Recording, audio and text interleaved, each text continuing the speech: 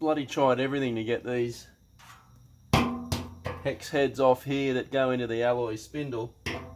I've tried WD-40, I've tried INOX soaking, I've tried a propane torch for a few minutes on the bolts to try and loosen it, tried banging it, I've wire brushed it, and then I've tried a different rust breaking spray, nothing works.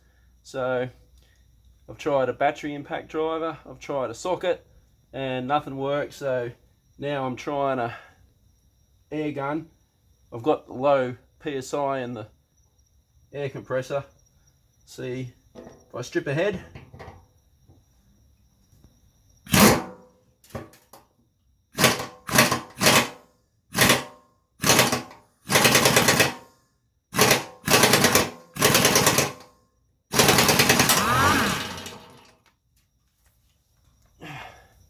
there you go, head stripped.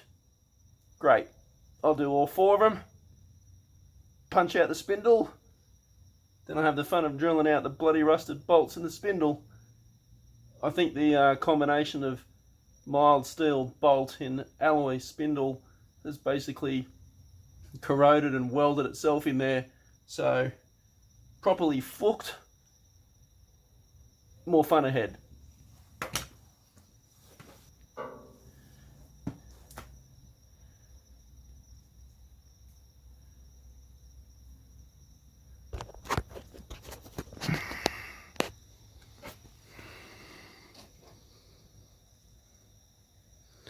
Well, there are the heads of the bolts. As you can see, the metal was still good. It was just really corroded inside that alloy spindle. No getting them off.